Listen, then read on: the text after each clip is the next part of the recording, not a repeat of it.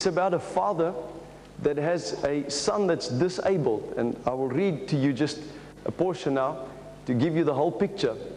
But this young man had a dream as a disabled person, and that was that he would be able to complete a triathlon, which was absolutely not possible in his condition. But his father took up the challenge and actually took him to complete a triathlon where the father basically did everything. And it's an amazing video, but I'd like to read the script that goes with it.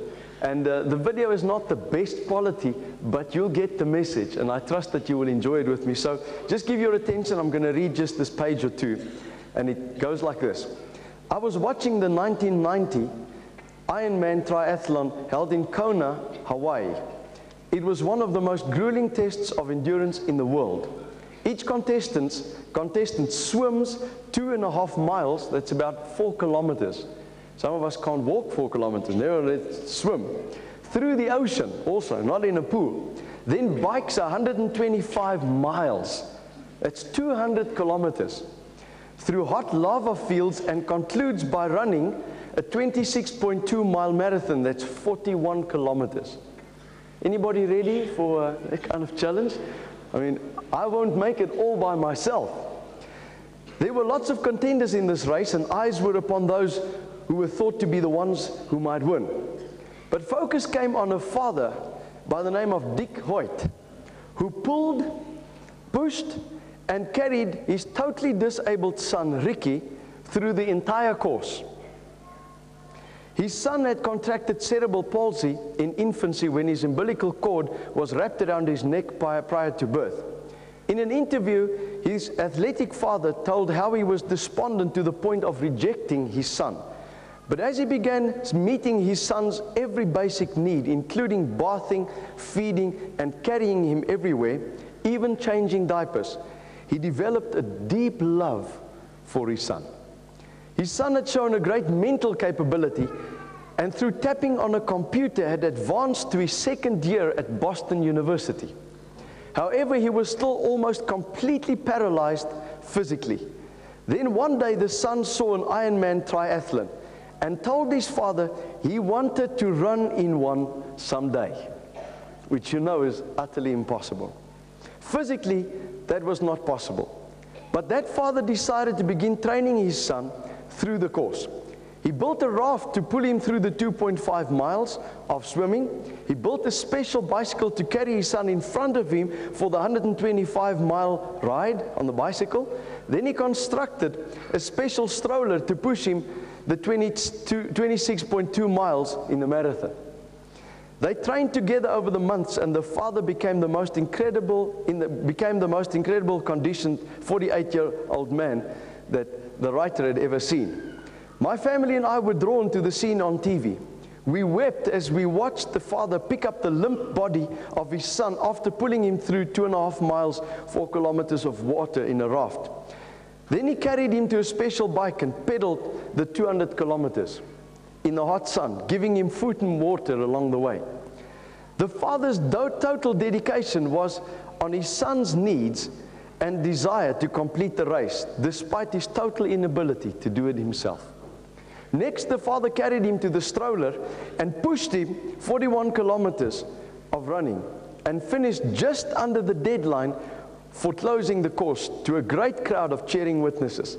It was one of the most moving, inspirational things I have ever seen. The father was interviewed afterwards, and a reporter speculated how well he could have done if he had not had to carry the extra 126 pounds of his son and equipment. Maybe he could have even been among the leaders. The father looked at the interviewer incredulously and said, "I would never have run the race without my son. He was my inspiration for trying. And we've been through it together all during the training." He did it for his son, not for his own glory. But to all who saw it, the father got the glory in the son's weakness. There was one incredible scene at the end as the announcer proclaimed that the son had finished the race. Yet the son had not swum a stroke, pedaled one time, or taken one step. The father had done it all, but the Son had run the race. This was the incredible paradox. I didn't realize the parable God had spoken to me until later that evening, when I was sitting alone thinking about that scene, and my Heavenly Father began to show me His heart towards us as His sons and daughters in the race of life. Like that Father, He loves us, and He did it for us. Sure. What marvelous love the Father has extended to us. Just look at it. We are called the children of God, and that's who we really are. Like that Father, He's glorified in our weakness and gets stronger and stronger the more we admit our need and glory in our own weaknesses. Like that Father, He builds a special place for us to run the race of this life with all that we need to finish. He prepared a place for us, and the place is in Him. Like that Father, His attention and eyes are on us, and His thoughts towards us are as many as the grains of sand in the world. Like that Son, we have a race before us that's impossible to run. It was Jesus who said, "Without me, you can do nothing." He knows we are helpless. Like that Son, if we decide we'll take over for a while, we won't get one step on our own. We can finish the race if we let Him put us in His boat and rest in His labor. Like that Son, we are only complete when we are with Him. I can do all things through Christ who strengthens me. In the end, men will say that we ran the race and finished, but it was Father doing it every step of the way. In the end, they'll say we ran the race, but Father will get the glory in our weakness.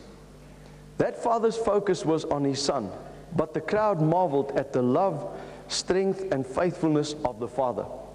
What our Father has done for us and has prepared for us is beyond all thought and human comprehension. Before we turn our attention to earthly human fathers, I would like to use this video to help you and give you more reason to honor our Heavenly Father than what we've ever done before. I trust that you will be able to do that as you see this video and realize how much God, as our Father, cares for us and how much He's done for us through Jesus Christ. So enjoy the video, and we'll take it from there.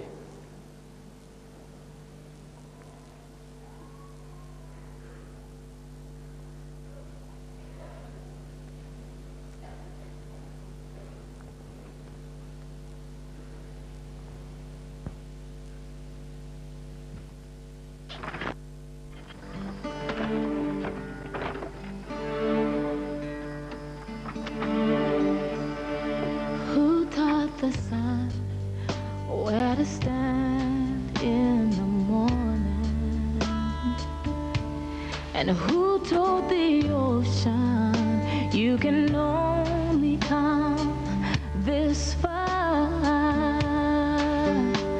And who showed the moon where to hide till